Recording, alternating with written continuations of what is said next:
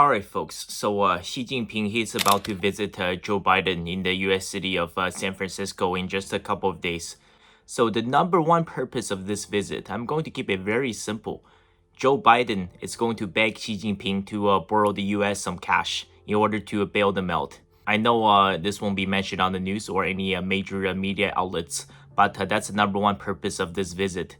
The USA is currently 33 trillion US dollars in debt. Yes, 33 trillion US dollars.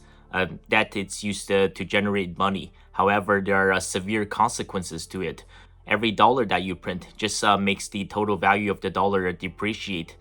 Just like look at what happened to Zimbabwe, look at what happened to Ecuador, look at what happened to Venezuela, look at what happened to Germany following the signing of the Treaty of Versailles. This causes a hyperinflation. It completely destroys the economy. And I think this time Xi Jinping and the Chinese Communist Party, they will look to bail out the USA. But I think there are going to be severe consequences on both sides of the economy, whether you're looking at it from the West's perspective or from the East's perspective. Just a little side note.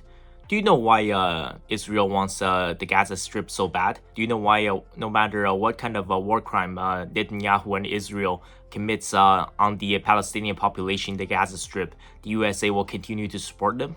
Because there's oil reserves where northern Gaza is, okay? And I don't know why they're not reporting this on the news. And even as what we're witnessing right now, over 1 million people are being driven out from northern Gaza into southern Gaza. Listen, there's no two-state solution to this conflict, okay? The end goal for the Israeli government and for Benjamin Netanyahu, it's Sinai. That's what they will be pushing out all of the Palestinians into.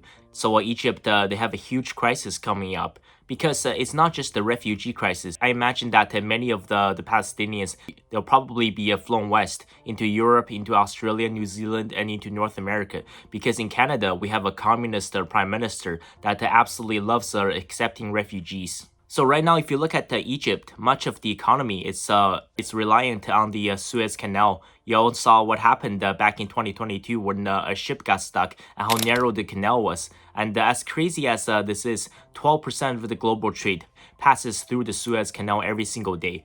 And so what happens is, if Israel takes complete control of the Gaza Strip, if Netanyahu completely controls the state of Israel and wipes out the Palestinians, a pathway is going to open up.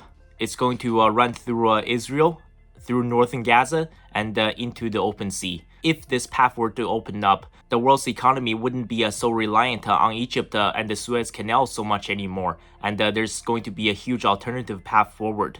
So I think Egypt has a huge economic crisis coming up, depending on the outcome of this conflict. But just remember this, look up the oil reserve in Gaza. This is why the USA will continue to support Israel. And no matter what action Netanyahu and the Israeli government takes.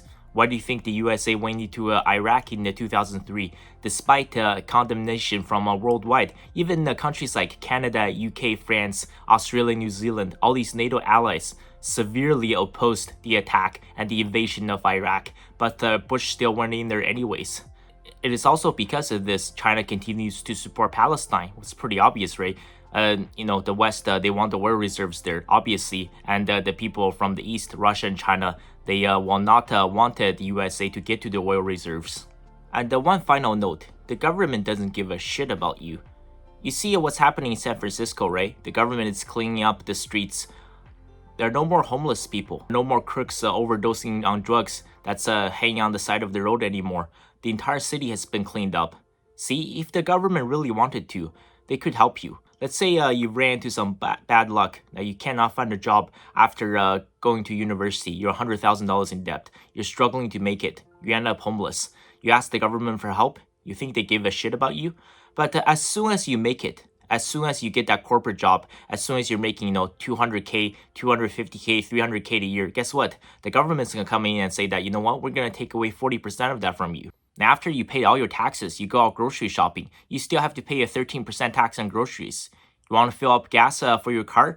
Guess what? You still have to pay a 13% HST. On top of that, Trudeau has added a carbon tax. If you run into a severe depression, you decided to completely fry your brain up on drugs, the government doesn't give a shit about you. Look at all the homeless people in downtown Toronto. Look at all the homeless people in downtown Vancouver. Look at what's happening at Kensington in Philadelphia. Look at what's happening in Tenderloin in San Francisco before the government came in and cleaned it up. And this is only temporary, just for Xi Jinping's visit. Right after he leaves, all of those homeless people, all those drug addicts, they will be back on the streets once again. And if you really, really hit rock bottom in life, where there's no place else for you to go, and there's no way for you to turn your life around, and you say that you want to end your own life, the government will help you to do it. It's called the medically assisted suicide. If you truly want to turn your life around, only you can help yourself. Nobody else can do that for you.